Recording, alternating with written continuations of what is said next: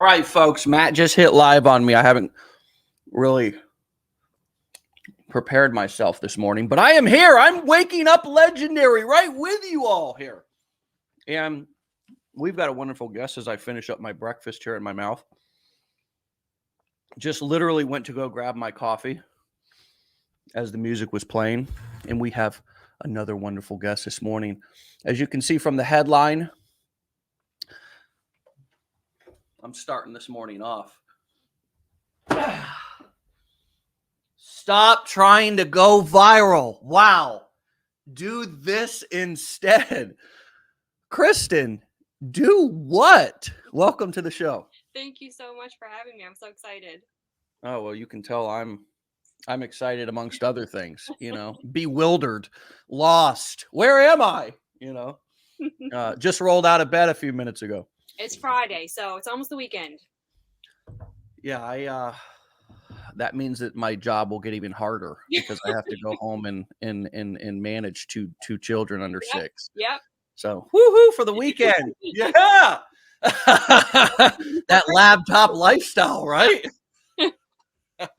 That's what we all want is more time with the kids, right? More time with the fam. So what brought you into this wonderful world of online marketing? Well, like a lot of people, looking to make more money to add to my family's income and budget. Number one, to pay off debt so that we can have that laptop freer lifestyle and have more freedom to do more enjoyable things. Yeah. And so you have a family, you say? Yeah, I'm a mom of 3. I have a 2-year-old, a 9-year-old, and a 15-year-old. So I've got all the ages. So I'm looking for sympathy to the choir. I'm preaching to the choir right now, right? Yeah, there's no sympathy from you.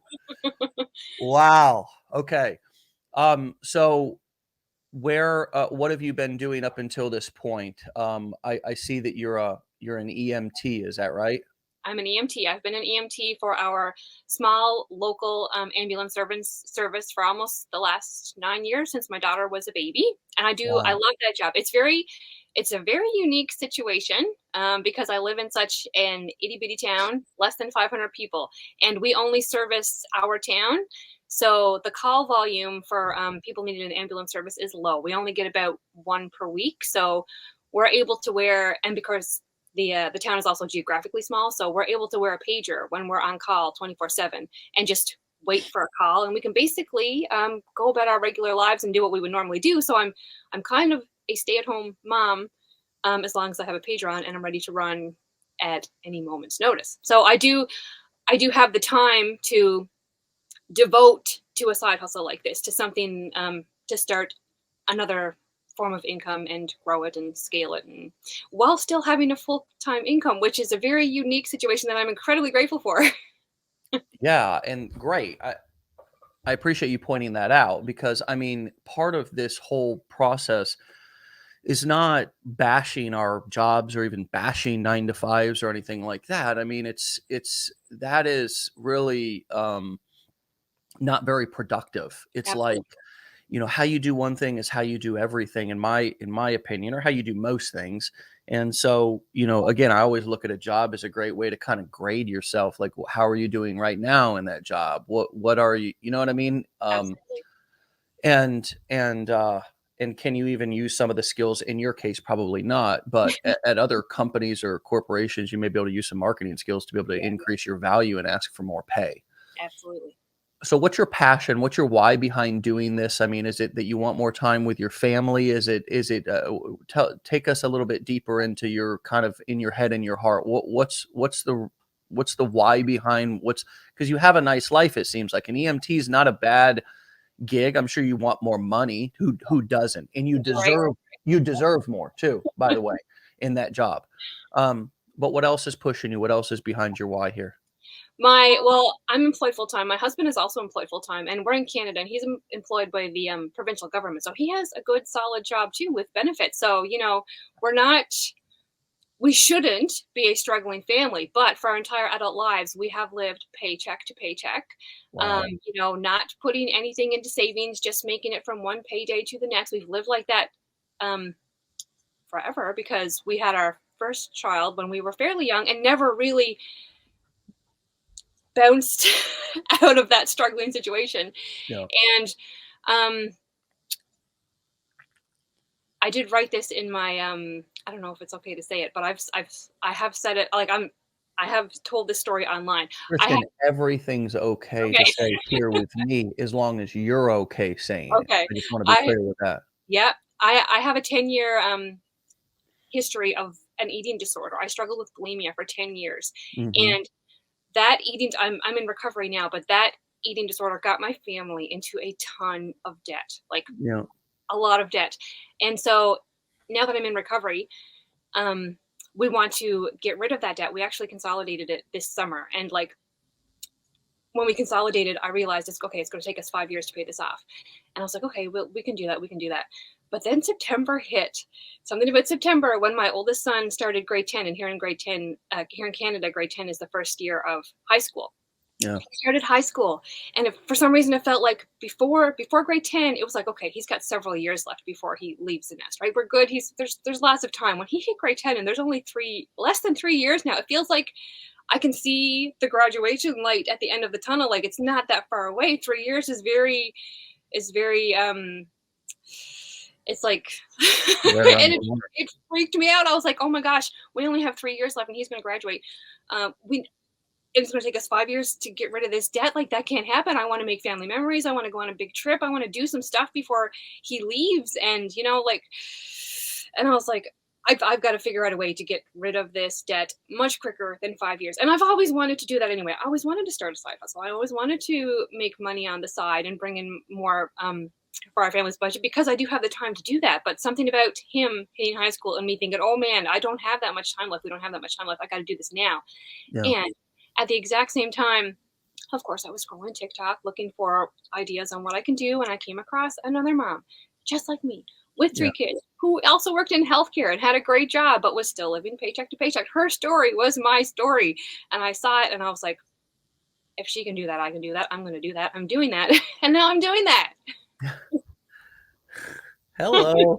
I feel like Will Ferrell in that, where he's Yeah. sitting in the robe in the bed. I can't remember. I think it's Step Brothers or something. But, anyways, yes. Wow, isn't it amazing how we can see someone and be inspired, and then literally we look at them and we're almost idolize them at first, like, oh wow, but Yeah. then it's like, holy shit, when we realize I could be doing that same thing. Like, there's Yeah. nothing stopping me except Yeah. my own kind of limiting beliefs or fears or anxieties, and Absolutely. here you are. So how does it feel to be in this spot where you're taking more control of your finances? You have a plan to pay down your debt. You can see where the money can come from, and you're clear that it's going to take some work, but you seem to be up for the challenge. How does that feel to be in the solution? It feels amazing. It feels incredible. It feels hopeful. It feels like now that it's working. And as long as I put the work in, it's going to keep working. And now I'm just like, 2023 is going to be awesome. It's going to be the best year ever. Like we're going to get some traction and it's just going to be like the first financially different year for us Yeah. ever. Yeah, great. And that's what did you say your husband did for work? He works for the provincial government as a resource conservation officer. Okay, so he's a government employee and you are a EMT. Yeah. And you both have had those jobs for a long time, and your family has, even though you had good jobs, has still lived paycheck to paycheck, Yeah. and you are ready for that to change, and you Yeah. have some extra debt that you want to pay down. Yeah. And I want to honor your ownership of that and your personal responsibility. I'm too in recovery, and it takes a lot of ownership and a lot of accountability and a lot of personal responsibility. And wow, I just, good for you. Good Thank for you. you. It really is something that is inspirational to both people, but also other addicts and other people who are in the struggle. You know what I mean? Yep. Um, and we all have our own struggles. How do you weave that into do you talk about those things in your content, and how do you keep it from becoming a airing your dirty laundry / life story novel? I struggle with that because And I'm and and that's not that it's not worthy of being listened to, it's yeah, just that yeah, we're on social media here, folks, not yeah, inside of a full 12-step contact. meeting or something, you know what Yep, I mean? So how yep, do we make our really powerful moments and stories and more vulnerable parts of our lives that people can connect with? Um, how do we do that? Well, as a matter of fact, I just read somebody's story and gave them feedback yesterday from a Blueprint student, and they who was on the Decade in a Day, and I was just talking to him the other day, and they just emailed me their this long story, and I said, hey, 85% of this is it's important, but it's unclear. It's your history, and it's unclear, and you need to figure out how to kind of take, if you're going to tell your life story, really condense it down into like sort of like what I do is I say, hey, I was a high school dropout, struggle with addiction. I kind of list all the things just in bullet point order that I've struggled with. And mhm, then, and a construction worker, I didn't, you might throw a joke in, couldn't afford to pay attention. yep, And then so how do you do it? Like, how do you tell such a sensitive topic and turn it into something that's inspirational to you, first of all? Because we also don't want to be sharing things out on the internet that if we get feedback or somebody says something to it, it's going to hit us in some really deep place that we're not ready for. right. Can you speak on that?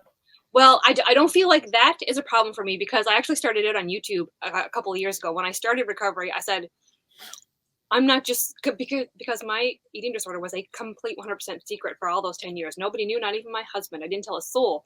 So Mm, when I finally hit rock bottom and said I need to recover, I just blasted it out there on YouTube. Like the whole thing. My first YouTube video ever was, I've had Believe Me for the last 10 years. So, um, I don't struggle with telling it in that way because I've already done it. I do struggle with condensing it down onto TikTok for short form content because I'm a talker. And once I get talking, I yeah, want to just like blab the whole story out there, and you got to try to keep it short. So I struggle yeah, with that, but I'm getting better at it and learning and doing what you just mentioned with picking your maybe top 5 points about your story. right. Then I was actually on a live Zoom call with the lady who got me started because I'm in her Yep, Facebook group. yep, And she was talking about this last night. She said, take your top 5 things about your story, maybe even then pick the top 2 and concentrate on those when you're, doing your bullet point TikToks or whatever. So I try to do a mix of here's my story, here's what I am, do you see yourself in this yeah. in short form? And then I also mix it up with some, okay, this video is just going to be 3 minutes and I'm just going to talk. And some people will listen, some people won't, but the ones who listen will listen.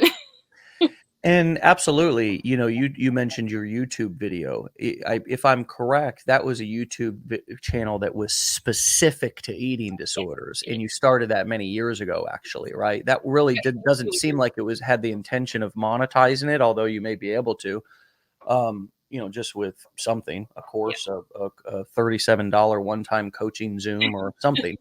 Um, but when you're talking about making money online, or you're talking about training your dog, or you have to tell the story in relation to your niche in the yes, product that you're selling, right? yes, That's the most important thing, is to tie it into that. yes, And so it's like, if you're not tying it into that, then you risk kind of rambling. And absolutely. so, rambling in your story. And Mhm. then, you're not going to get, if you're rambling, you're not going to get the result that you want. Yep. You're not going to get the result that you want, and you may even get negative feedback that you're not ready for. So it's important to bullet point it, and even use the formula that I used in recovery to tell my story in recovery. But then I also started using it in business, which is what it was like, what happened, and what it's like now. Yeah. Yep. What it was like, what happened, what was the thing that, what was the moment, what was the bottom, what happened, and then how did you find, also a part of that what happened is what solution did you find.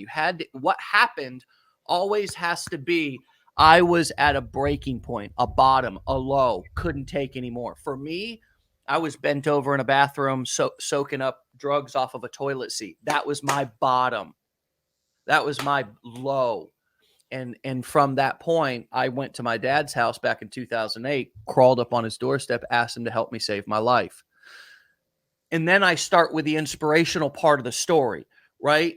The negative low is only a moment. We don't want to dwell there too long because we can make people feel like we're kind of, they're not our therapists. They're not there to just listen. Our Right. customers are asking what's in it for them. Yeah. So we're simply telling the version of our story that's appropriate in that situation, depending on what product we're selling, simply to let them know that we're a real person and here's why we're doing what we're doing. Here's why we're selling what we're selling. So it makes sense to them. Because until it makes sense, people think that what's in it for them. Well, okay, where's the gotcha, right? But if you tell the story about why you're doing what you're doing, there's no more of that. That's the power of telling the story. And that's the power of also, you want to talk about the low point briefly so they know that you've been to hell like they're at right now before. Because if they don't trust that you've been to the same hell that they're in right now, they're not going to trust that you can get them out of it. Right. And that's not the case every time, but it's the case most of the time. And that's what hooked me with the mom who I saw. Her Yeah. story just like that. And I said, "That's me." Yeah. Um, Look, Sarah said, I'm so glad you all found your personal rock bottoms. It's tough to do that." That sounds like a supportive comment, and I'm taking it as that. I don't think that she's saying that she doesn't have a story, but it made me think and appreciate the support. I feel that's a supportive comment, and that's what you were saying there, Sarah. But there's a lot of people, Kristen, who say like, I don't have a story to tell with my, with inside of my marketing, and it's like I think what people think is they need to have some down by the river, some I was so broke and homeless and so broken that and that doesn't have to be the situation. This is not a race to see who's the most broken or who's got the worst story. It's just learning how to tell a story so when you're describing why you're doing what you're doing, it's making sense to the customer, I right? agree. And it's Yeah. not a competition as for you to look at yourself and say, well, I'm not bad enough or I'm not interesting enough.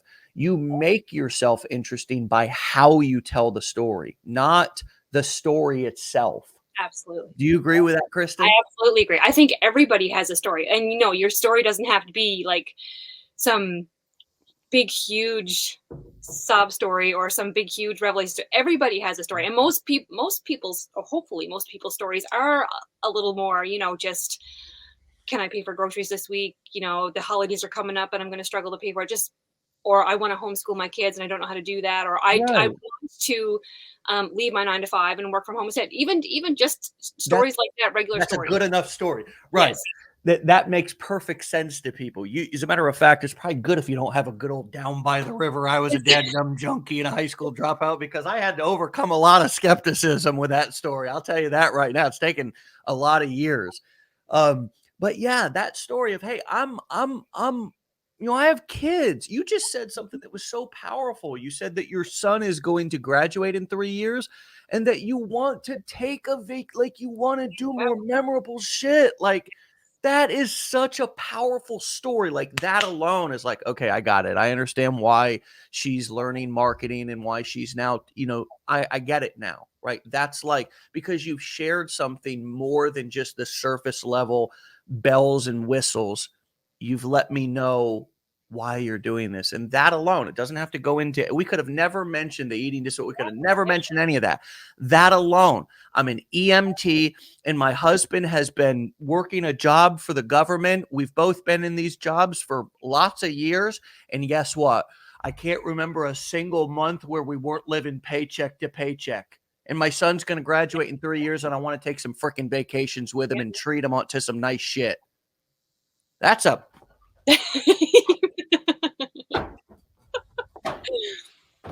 Yeah. You know what I mean? Yeah, Good enough. absolutely. Anything's good enough. It is, absolutely.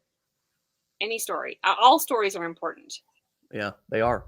And we're in a storytelling culture now. We want to hear stories. We want to know people. And with all this artificial intelligence bullshit and machine learning and all these, we don't know what's spam, what's a robot, what's real, what's not. People want to hear a damn story. People want to know a freaking person. They They want wanna to just they just wanna buy and be connected to and know if they spend even $7 or they spend $29 on this course over here, or they buy your, parenting coaching class, or they attend your how to train your dog, webinar for $37 one time. That they're not gonna show up and there's gonna be some robot there, or they're gonna buy and then you're gonna disappear. They Yep. wanna know that you're gonna be there to at least just for them to look at, for them to know you're there. You don't even have to do anything, but just they want to know that you're still going to be there and that you're not just going to take their money and run. And when you spill a little bit, that's the whole point. It's just trust building. It's leading with a little bit of vulnerability and pulling people into a story rather than just slanging a product or service at them. Yep. What else has worked in your marketing, or what have you tried that you're like, wow, this is kind of like my lane? Have you kind of began to find what your strengths and your weaknesses are, Well, getting or what just you enjoy and don't like, or you know? just following up with what you just said about people wanting to see real people. I think maybe I'm wrong, but I think too we've seen, especially on like Instagram, not so much TikTok, but so much of perfection. Everything being Pinterest worthy, everything being picture perfect, and I think maybe sometimes people get really sick of that, and you can't relate to that. So it's easier to relate to someone who's just not doing their perfect makeup and having the perfect hair and your house looking perfect and just being a normal person. I think that's so much more easy to relate to. But I love that point. And I remember my question, what's working for you? I want to talk about that. yeah. People can't relate to perfect. That's such a good point. Hmm. Nobody can relate to perfect. No. And so it may seem like on social media, the person who's always we all got those friends where it's the perfect picture all the time, the perfect selfie, and they get lots of likes. But look, that doesn't particularly mean that that person would be great at marketing and actually Right. selling something, Right. right? That just means they're getting lots of likes for whatever specific reason. The people who connect and sell the most and market the best are people who, as you say, are more relatable, create more conversation with their clients and their audience versus just kind of always talking at them like they're the guru or Right. like they're Yep. the know-it-all. Yep. Overdoing your image so you just look. It's like um, it can be a lot. It can be a lot. I mean, and Yep. I don't think a lot of people are really doing that as much anymore because Nope. they realize they don't have to do it, and it's not necessary. They don't want to do it. And what we're talking about is just getting picture perfect. There's a difference between being camera ready and picture perfect. Absolutely. And that just Uh, reminded what me. would what would you say the difference is? Speak on that. Yeah, that just reminded me of back in like 2016 to 2018. I actually got really sucked into that before I hit my rock bottom and before I started recovery. I did feel like I was very, very influenced. I was spent a lot of time on Instagram and was very, very influenced by people like that. And I got sucked into an MLM. And it was strictly because I was following this person who every time I looked at the feed, like everything looked so perfect, and I just wanted all of that stuff, and I wanted my house to look exactly like that, and I wanted my life to look exactly like that, and it got to a toxic point where I just had to delete, like I had to say, okay, no, I gotta stop this. Wow. This is not real. Like I gotta unfollow this person and just go back to normal life. But that's a completely separate story. Crazy. That's great. I mean, what a awesome thing to share with us because I think that's so relatable. How many of us have got sucked into some bullshit because of somebody we follow on I mean, to where it's affecting your health and my wife had a similar situation to where she was um realized she was just following, like, all these models and all this kinda thing that were making her feel bad about her body. She's had a couple of kids. Yeah. Neither one of us are perfect, Yeah. um, by any means. I mean, I rock the dad I'm still rocking the dad bod. I'm still rocking it like just like a bad boy, just doing it, you know? But, but yeah, she cleaned that up and started to unfollow people, and I think that's smart, follow the people who make you feel Good. empowered to be yourself. Yeah. Follow the people who make you feel good about being yourself. Yes. Follow the people who encourage you to be yourself. Follow the people who tell you that you already have everything inside of you.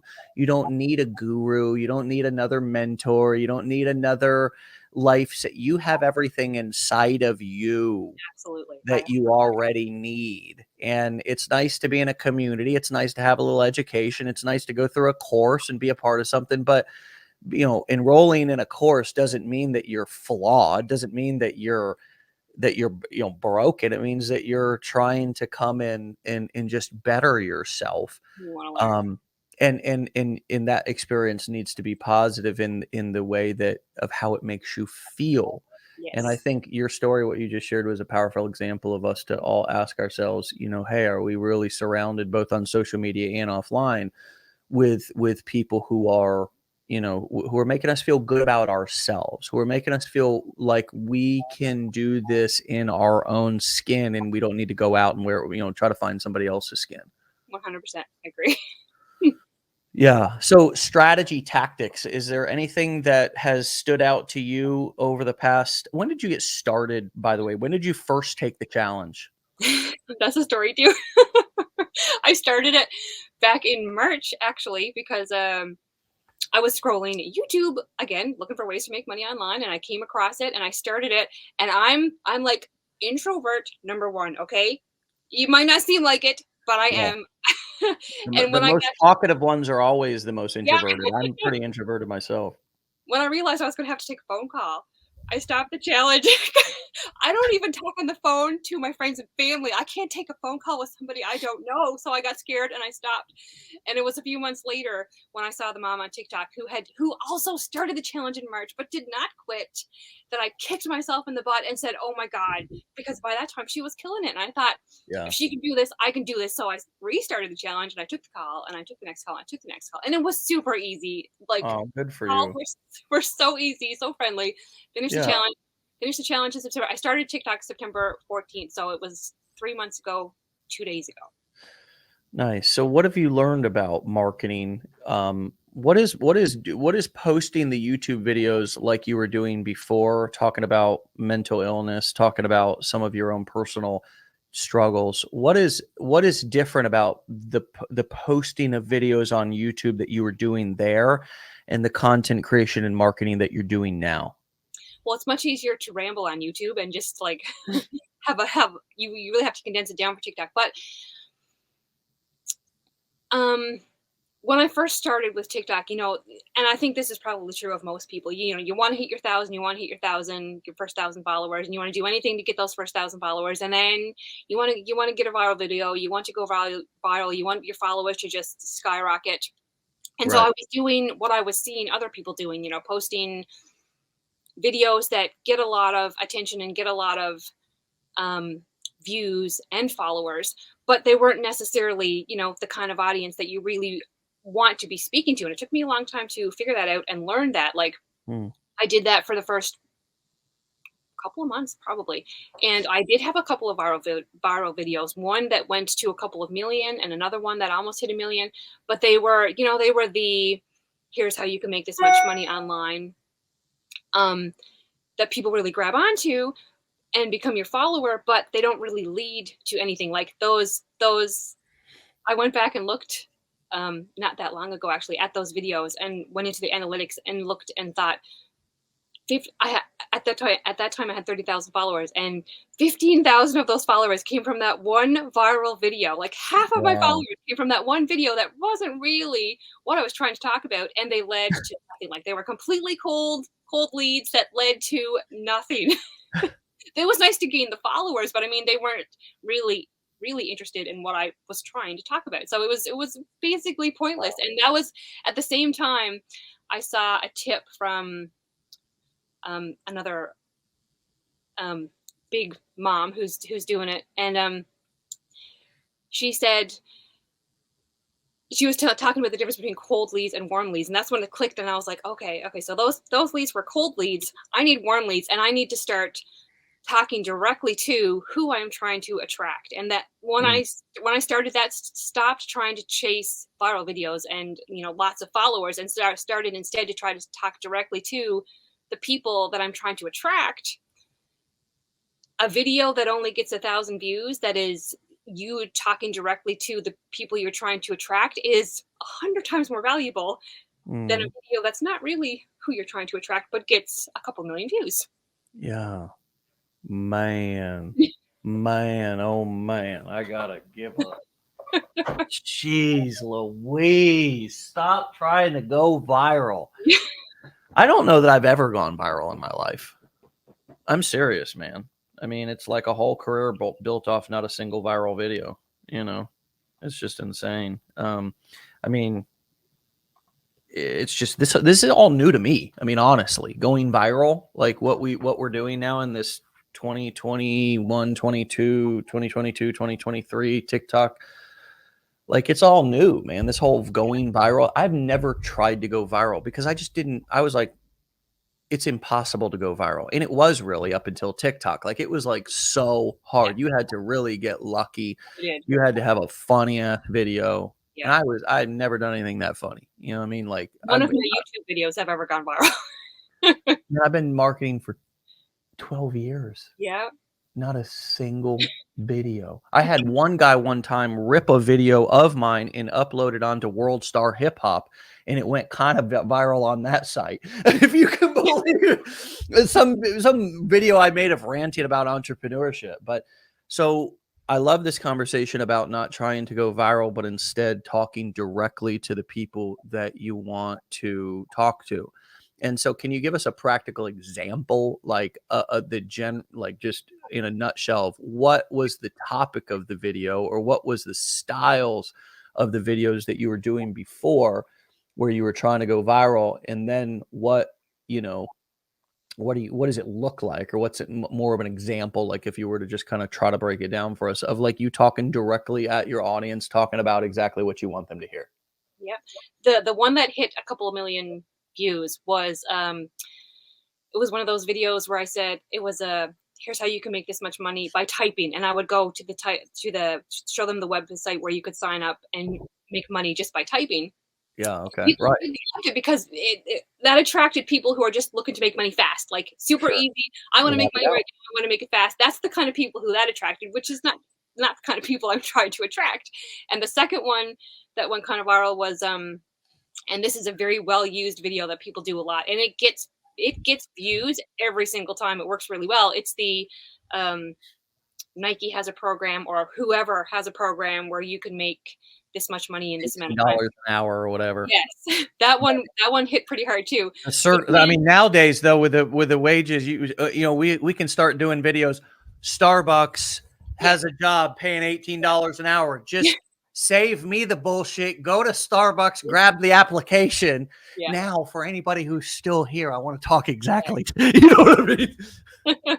So that they get views, but the views don't really lead to anything because it's just people, looking for something that they just want, the quick buck, and they're not willing Right. to learn and put real work and real time in. So instead, when I realized that, I stopped, and I did those videos for the first couple of months, but I stopped that and A hot started. little second, huh? You did those for a hot little second. Yeah, I just felt like saying that for yeah, some reason. Hot little second. It's yeah, just yeah. So what, couple of months you were doing the old, hey, here's how to make, yeah, $18 an hour working for Apple, or yeah. $18 an hour working from home, working for Amazon. Like kind of like the side hustle Yes. videos, and you went viral with a couple. And so then what happened? It did work to get followers, but of course those followers don't convert when that's not who you're trying to talk to. So I stopped doing that and started just putting more of my story of it. Look, this is who I am. This is what happened. Doing exactly what we're talking about. This is who I am. This is my story. This is what happened. This is what I'm doing now to change it, Yeah. and being more relatable, and you know talking directly to your avatar, who you're trying to attract, and doing that both in the little 5-second clips, which you can do if you just put the text on the screen and say, this is me, Yeah. this is what I'm doing, this is the results I'm getting, do you want this too? Yeah. Do you see yourself in my story? Because if I can do this, you can do this type thing. Those, and then mixing in some longer, me talking for a minute to 3 minutes, and when I started doing that, that's when I started to see results. That's when you talk directly to who you want, to attract. And Kind of like we're doing right now. Yes, you only need a few of those people to see you to see Yeah. results. Whereas Well, it's crazy. It's like nowadays, like it's just the power of like just getting in front of people and actually having just talking from your heart is like a skill, man. Talking from your now, I'm about to go on a rant. I'm not gonna throw the hat yet because I haven't said anything. But talking from the heart is a skill on the internet now. I mean, it really is, isn't it? And it's like we're all just I'm having a moment right now realizing this. I'm serious. Like it's a skill that we have to develop and we need to be conscious of this and we need to be aware of this. Like talking from the heart. We've all got tried to be so fucking mechanical and tried to be so masterful at the marketing and so, you know, what exactly do I say? And let me copy this other asshole who's probably on his way to getting his to not going anywhere, but oh, he's going viral. So let me just, and it's like we're so quick to chase that shiny object and then, oh, that must be the formula. Say this and say it in this way. And it's like your heart got left out of the whole equation. So nobody knows who you are. And a heart didn't connect to a heart, right? I mean, I don't care who you are or what you're buying. Having somebody there to connect with, like for me, when I buy something, the person that I'm working with is makes a big difference. And if I come back like that like absolutely. the salesperson or whoever I met at the company. I think a lot of people follow Tesla or whatever or did at the beginning because they liked Elon and they liked kind of his mission and the purpose behind what he was doing with trying to get a lot of moral, cut down carbon footprints and all this kind of stuff. And like it was like, oh, this guy's gonna, I think a lot of people have mixed emotions on him now because he just keeps going, But I mean, it still it's still the person, and that's a great example. Steve Jobs really got Apple off the ground with his storytelling skills and his kind of his speaking from the heart and speaking off the top of his heart and head on stage in front of people. And so to your point, and this brought up this thought in me, I feel like a lot of us have lost the ability or need to when I say lost, I don't mean that it's gone. I mean that it's in there and you just need to bring it back out, but need to have lost inside of us the ability to be able to speak from the heart. And really, it's one of the things that I think is the underlining hard to describe big ass difference makers. Do you agree? I 100% agree. Yeah. Storytelling is it's a skill that you have to learn, but the more you do it, the better you'll get at it. But we the world, especially the digital world, the social media world, is so curated and so filtered and picture perfect. And oh my god, I can't post that unless it's absolutely retouched and perfect. I know I'm sick of that. I'm so sick of that, and I think a lot of people are sick of that, and they just want real people. They because you look at that and you think that could never be me. That Yeah. could never be me. That's too perfect. But if you look at someone who is normal and imperfect, they can see themselves in you and relate to you and your story. And if you speak to them with truth instead of you know non-truths, Well, they're I gonna call it grab image onto that. management. I call it image management, Yeah, yeah. you know? I'm sorry, I interrupted. What were No, you finishing up? that's all I was saying. Like people will grab onto that quicker than they'll if if they really want to change their lives. I feel like they will grab onto that faster than they will grab onto picture Yeah. perfect. That they feel And like folks, I'm telling you, it's only gonna get worse with the fake stuff, like the fake pictures, the fake images, with all the stuff. You speaking from the heart, doing everything from the heart. I know it's crazy and I know it seems really like oversimplified, like Dave, come on. And there are a lot of things that we teach inside of our training that are still important. They're still important. None of that stuff is not relevant. yeah, And the difference between doing kind of the just the I almost call it parrot syndrome. It's kind of like just doing what you hear, yeah, just saying what somebody else said.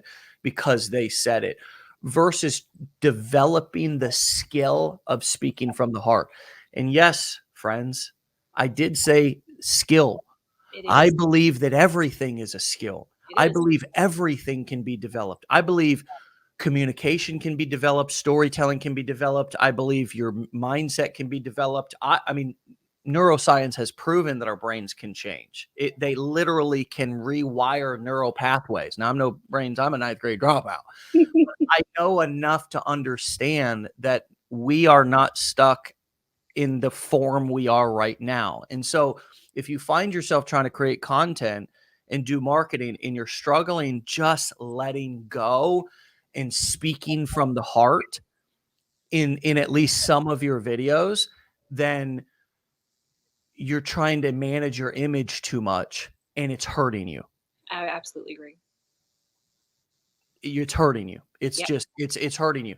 And how do you get good at speaking from the heart? I consider what I'm doing right now speaking from the heart.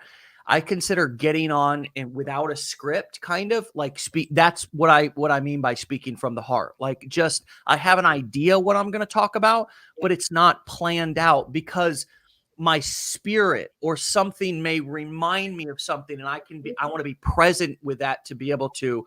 That's from the heart. It's come up in the heart. And we all know what I'm talking about here because we've all done it and we all do it every day. But for some reason, when it comes to number one, strangers, and when it comes to number two, cameras, Yeah. Yes. that shit goes out the window. You know what I mean? All that speaking from the heart shit is like, Mm-hmm. I'm out of here. Absolutely. It is hard and it's intimidating when you've never done it and you're trying to do it for the first time. You're trying to learn how to do it for the first time. It absolutely is intimidating.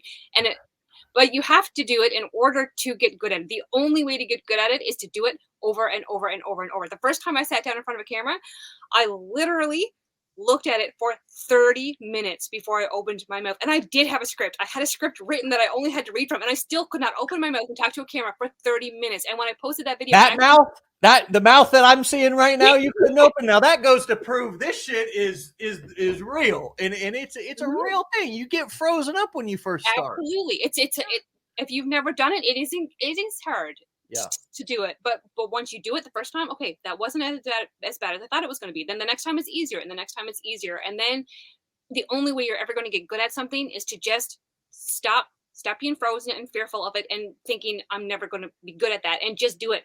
The only way you're going to get good at anything is to start it and do it, and then do it again and do it again and do it again. And the more you do it, the better you're going to get at it. Anything that goes for anything in life. Yeah. Wow.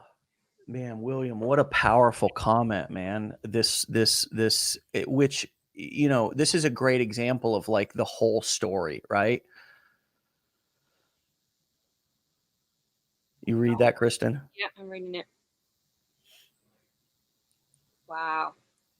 And I get that, man. Yeah, Like, because I've got a lot of family members who are boomers, and man, y'all boomers are closed up, man. Closed up. Absolutely. I get it. And there's nothing wrong with you, dude. There's nothing wrong with you. Nope. I mean, you come from a generation and a time to where it was just different. And that was probably what really sold back then. Absolutely. Like that was what was in back then in 1940, 50, 60, 70, even like up until recently. Yep. But it's not that I learned this in recovery. What's appropriate for one phase of recovery is not appropriate for the next. Same thing with marketing, or, let me put it into marketing terms. What was appropriate for one generation, one decade, is not appropriate for the next. I need to learn to adjust. The world's not going to adjust to me. And even though each one of us has been through incredible difficulties, some of us have been abandoned. Some of us have addictions. Some of us have mental illness. Some of us have abuse. Some of us have all kinds of horrific things that we've endured, that we've survived, that we've thrived through. And that doesn't mean that you're broken or can't do it. It means that you can look at all those things and say, I've survived through all that shit and I can do this too. Absolutely. And so where we're at right now in 2022, going into 2023, is that, y'all who are a little bit more locked up or feeling a little bit vulnerable, like, I don't know if I'd say emotionally constipated, but you're feeling like it's difficult to speak from the heart and be a little bit more vulnerable, you just practice, man. Just practice. That's it. There's no guru that's gonna give you some stone tablet or that's gonna make it that's gonna s just practice. And just remember that you're one of millions or tens of millions or hundreds of millions of people who feel the same way from a similar generation, but because you're here doing something, that gains my respect that you're trying. Kristen, what is your feedback and reaction to that comment? Absolutely. That one hits my hits my heartstrings because my rock bottom before that, I was someone who kept every single like the person I was before I hit rock bottom is so completely different from the person that I am now. I did not talk about my feelings at all, ever. Like I kept them, I grew up keeping them inside because I'm a people pleaser. A type A, only say what you think people want to hear, only do what you think people want you to do, try to be the best you possibly can to make everybody happy. Like, Mhm. and I grew up with boomer parents, and I get that. I get that. It's more the generation is more. Just oh, it's not that big of a deal. Brush it off. You're okay. You're fine. Your feelings are not valid. I get that. I grew up like that. That's part of Yeah. what made me We all did. Well, a so lot of us did. A so lot of us happy. grew up with parents and grandparents who came from that generation. I can relate to what you're saying too. Yeah, and so I get that, and part of my part of my 180 and like okay, I'm not hitting rock bottom and realize I can't live that way. The only way to live is to live honestly and truthfully. And I have to tell everybody that I've been living with this huge secret. And it is absolutely hard to be vulnerable and spill details like that when you're conditioned to. And I gaslighted myself. For years. I gaslighted myself because of living that way, saying, "Oh, it's not that bad." I literally lived with an eating disorder in my head for 10 years, telling myself it's not that bad. It's not that bad. It's not a big deal. This is just what I do, But that's not true. You got to stop gaslighting yourself and telling yourself it's not that bad, and feel your feelings. Your feelings are valid. Your truth is valid. Everything that has happened to you is valid, and you need to own it and work through it and tell it, because only in telling it will you just find I that just it hits me so hard because of everything I've done to get this to this point Yeah. in recovery. Yeah, I mean, we've all got and I wanna redefine rock bottom for everybody. I hit rock bottoms on a weekly basis, folks. That's true So too. so also rock bottom is not a destination that we should all Yeah, try to get to. A rock bottom is like when you've had enough with something. That's all it is. yeah. It's just I've had enough, I've had enough with this. I'm staying up all night. I'm gonna get in bed at a decent time and put some like that was like that's can be a rock bottom. Rock bottoms have trap doors, folks. Yes. So we got to be careful. Don't A rock bottom is anywhere we decide to stop digging. It's anywhere we decide, and we can do this in our business. We get into this and we immediately pick up a shovel and start digging a hole. Well, here's what's wrong with me. Here's why I can't do this. Here's why I'm less than, and before you know it, we do feel like we're in a hole. And so if you feel like that, say, hey, I'm at rock bottom right now. This is my rock bottom. And I'm not going down any further into this hole. Stop digging. Fill in the hole. I'm not going to go down any further into this hole of feeling disconnected, into this hole of not getting what I want. Another hole I think that we dig ourselves in is just the living paycheck to paycheck, Yeah. in just how we kind of develop and live our lives, Yep. right? It's just like we know it's kind of like there's red flags along the road. We know this doesn't seem to be getting any better, but it's like we have to survive. There's Mhm. nothing, right? And it's just even people around us say, just keep digging, just keep going, and it's like, shit. Yep. Before you know it, you're in how much debt? You're, feeling like the world's on top of you, right? So Mhm. there's always a bottom. Like there's been bottoms that I've hit You can call it a wall. I hit a wall. I hit a bottom. Whatever you want to do, but use that concept of hitting a bottom, friends. Use that concept in your business, and say, look, I'm not gonna I'm not gonna dig myself into a hole anymore. Another way that you might do that is by overthinking and overcomplicating. Mhm. Before Oh, you know it, you've dug yourself a hole and you mechanically and technically hit a rock bottom. And that's when people say, you know what? I've overcomplicated this. I need help. And usually, you just set up a very simple 2-page bridge funnel and we say, now just leave it alone and focus on marketing. Right? And they're like, "Wow, I didn't realize I didn't need to yeah, spend 5 yeah, weeks on this," or, "I've been waiting for customer support to respond to me," or yeah. whatever other reason why I'm stopped or why I'm continuing to dig the hole. I just want everybody to realize that, you know, this being an entrepreneur is about constant development, Yes. and it's not you're always gonna be changing, and you have to change to be able to adapt to what's going on out there in the marketplace. And for example, we're living in a society right now to where it's difficult to trust things online.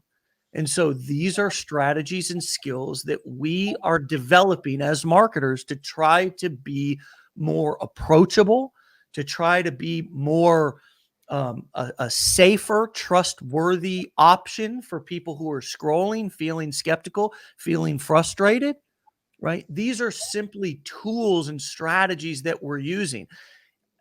If you don't want to do some of these things just in your personal life, that's fine. But remember that the reason why we're bringing these up is because the more that we can loosen up our ability to speak from the heart, the more that we can get good at telling kind of short, punchy little stories that explain why we're doing what we're doing, the better we can get at not feeling so much anxiety and kind of freestyle and speaking and using a couple of analogies maybe and mixing these things in to help people understand what we're talking about in terms that they would understand. All these things are simply strategies to help bond more with your audience and to build more trust, because when trust is established, people buy like gangbusters. Mm, When it's not, they buy nothing. yeah. What do you want to leave our audience with this morning before we wrap up? Absolutely. And what you started off saying there, the fear or the feeling that you have to have it all perfect before you start is such a lie. You don't have to have anything perfect before you start. You just have to start and then you will learn as you go. Whatever you think it needs to look like before you think it's ready to launch, don't. This is a great example. Christina says, I have a huge story, but I am struggling with what my first sentence should be. Christina, just make it be, Anything. duh. It could be anything. Yeah. Just do it. You know what I Just mean? get Like it. your first sentence, think about, is this going to matter in 5 years? With the first sentence in my on my bridge page video, what the first email says, it doesn't. No. It doesn't matter. What You could matters is just that you get it out there. what matters is done. Yes. That's what Yes. matters. Done is better than perfect. Done is better than Done is better. shitty. Yes. Done. Just Done. yes, just do it. You have to in order to start, you have to start. You just have to start. It doesn't have to be perfect, it doesn't have to be pretty. It just has to be out there. And then you learn as you go and you change it and you fix Yeah. it and you get better and you get better. But in order to do those things, you have to start. You just have to get it out there. And here's what I wanted to. So Christina, go, go, go. That's what we're saying. Don't sweat the small stuff. Here's what each one of your goals should be: to get your mechanical sale, marketing funnel and your mechanics set up, not perfect, not even good, Mm, just done, and start marketing, yeah. because your audience will give you feedback. Then Yeah. you'll actually Yes. be able to Oh my test. God. Oh my God. Listen to Then this. you'll actually be able to test. Oh, I'm going to change the sentence and let me see which if it even makes a difference. And Christina, what you'll find is the little things that we sweat as marketers, oftentimes, the majority of the time, do not make a big enough. I've done dozens. I'm not a split test king, but I've done a lot of split tests. We have match facilitated most of them here. And you know what? They make a tiny little difference most of the time. A not a big enough one to really sweat it. Well, what the hell is going on with you? What are you thinking about right now? When I hit 1,000 followers on TikTok and I put my link in and I had my funnel all done, my bridge page, my sales page, I was posting and posting and posting and growing a little bit and growing a little bit. It was at the end of October, so like 6 weeks after I put my link in my bio, and my video that video went viral, and I was reading the comments on the video, and someone said, "The link to your sales page isn't working." And I went in my funnel. The link for 6 weeks, the first 6 Oh, weeks, the link for to my 6 ebook weeks. It's funny. the link to my ebook was working. The link to the sales page was broken for the Jeez. first 6 weeks. I was like getting people into my ebook, and then the next link to the sales page didn't work. And I didn't know it until I went on that viral video and read the comments and someone mentioned it to me. And I wanted to like lie down in a ball and cry because Yeah, you know what I mean? That was a stupid mistake because I didn't check the link before I posted it, but that's it it. was a learning experience and now I know. Exactly. Always. So was It it perfect when I started? Absolutely not. It was broken, but I did it anyway and learned and fixed it. and I'm gonna give one tip based on your story that you just told. Just make sure your links work, Yes, people. do that, please. Just make sure your links I mean, at the end of the day, spelling errors, Yeah. grammatical errors, the fact that you're not quite sure about the paragraph on your bridge page. I mean, look, it just doesn't matter in the big picture. No. It doesn't matter in the big picture. It's important that the big pieces are set up and that they work. When somebody enters their email, it goes onto your list and they go to the bridge page. And then when they get to the bridge page, at the very least, the link works. Because even if they don't understand, or if like what you wrote on your bridge page is not the most compelling thing in the world, just make sure the link works, because then if you're promoting something as an affiliate, you're quickly sending them on Yes. to probably a better sales letter and message, and they'll forget about people's, they don't remember, they're not sitting there watching the sales video or whatever of what you recommended going, man, that first word on that bridge page, Yeah. just, I don't know, they don't even know that they don't know. They Yeah. don't have the same context that you have. So unless you were to point something out to a visitor inside of your sales funnel or something, they probably wouldn't even notice it. And it's not going to make that big of a difference in conversions, right? I always tell people this is the biggest thing that I think is like that I want to leave people with on this Friday personally, is that you really can't grow unless you have version 1 kind of out already. Yes. Like if you're still like haven't actually taken anything live, nobody can coach you, nobody can help you grow, nobody can give you feedback. That's right. Like it's just you're just there and you just haven't started. Yeah. Even if your version 1.0 in your opinion is the worst thing that's ever been created by man, woman, child, just is horrific, but you just create it and you just go about your business beginning to create content and do marketing and begin driving traffic.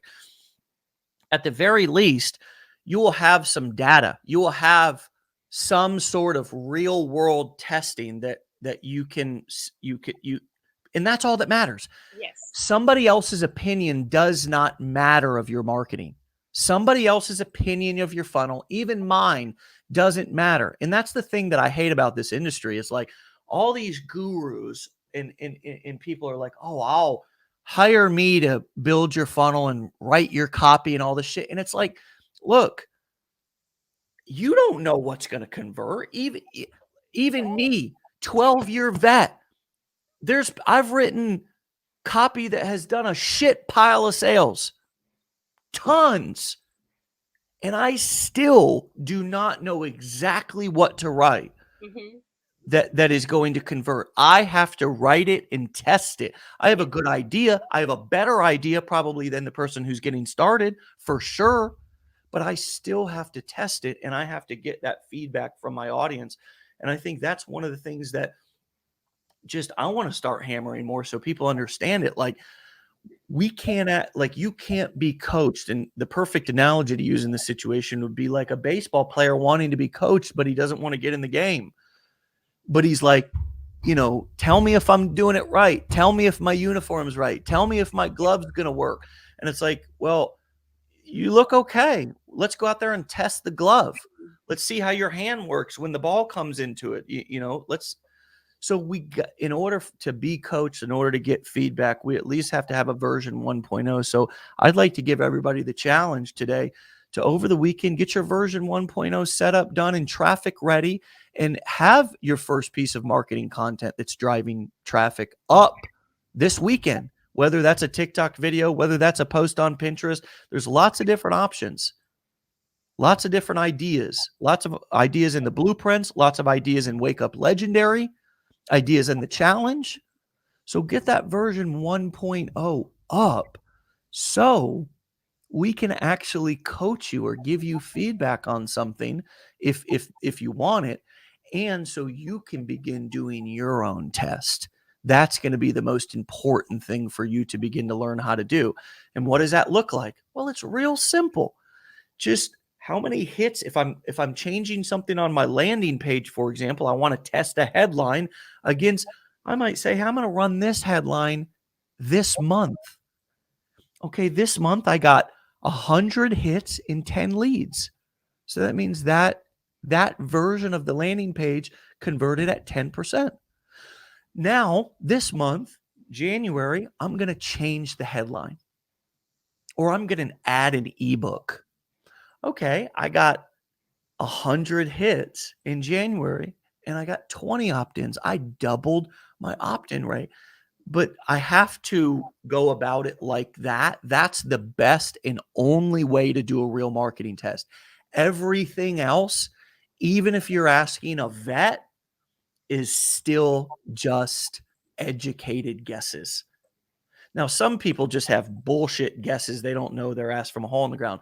I could take an educated guess, but what I would rather do is have you gather some data, do a test or two, then you can bring in somebody and get an opinion. But never underestimate the power of you doing a test yourself and learning how to test your own marketing to see what's converting better. That is literally how you do it.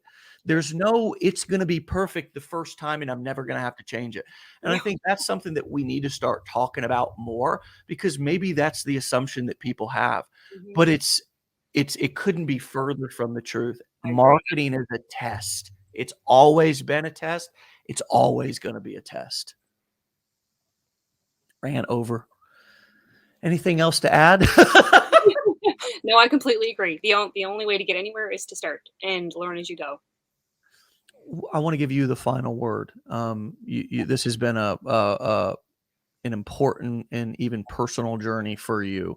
And so what would you like, what would you say to yourself, that nervous and scared person before you got started, who was probably, had all the same feelings that a lot of us have: nervousness, excitement, skepticism, I would assume.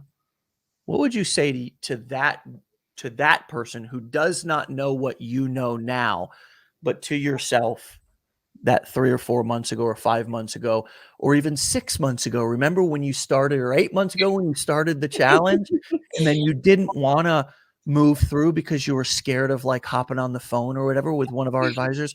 What advice would you now give to that woman? It's nothing is as big a deal as you think it is. Nothing is as scary as you think it is. The world is not going to end because you make one little mistake. Nobody even really cares if you make a little mistake. The only person who really cares is you, and people are quite forgiving. And you just have to start. Just start. Like, even if you think it sucks, it probably doesn't, and you will get better at it. You just have to start. If you have an end goal, you're never going to get anywhere close to it if you don't take the first step. The first step is the most important. Yeah. Wonderful. Wonderful to talk to you. And hopefully I'll be able to have you back in the near future, and we'll follow up on your story and your journey. Kristen, thanks for coming on, and stay legendary, my friend. Thank you so much. I was so excited to come on. Thank you so much. All right. We'll talk to you later. All right, my friends, you can follow Kristen at Side Hustling Millennial. Side Hustling Millennial out on TikTok. Kristen on TikTok at Side Hustling Millennial. Well, my friends, I usually don't know what day it is, but today I do. It is Friday. Whew. Wow. Um, that for an entrepreneur who kind of does a lot of the same things every day, well, it's not as a big of a deal. But the good thing is that every day can be Friday if you work at this hard enough. And that's my wish for each one of you, that your favorite day of the week, you can make every day of the week that day. And I could honestly say that I feel like I've been able to do that. So happy Friday to those of you who are going to be getting off and spending a weekend and getting some rest and relaxation. Use it wisely and make sure to recharge. And to the rest of you who are already maybe full time doing this, well, it's just another day. And although we're going to take a 2-day break on Wake Up Legendary, we'll be back on Monday for another episode. Stay plugged in. We'll see you then. Remember my challenge, right? To get version 1 set up and ready and start driving traffic this weekend if you've not done that already. And, and you're procrastinating. Like if you're going through the challenge or you're beginning to go through the blueprints or something, then please go through that curriculum and that education.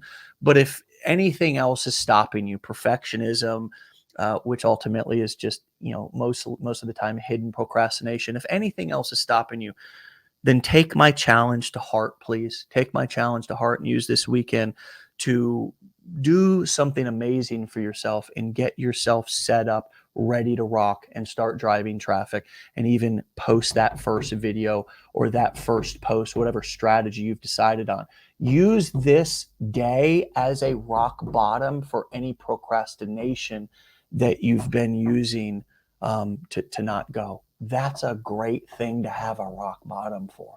All right, my friends, appreciate you all. Love you all. Stay legendary. We'll see you back here on Monday for another episode.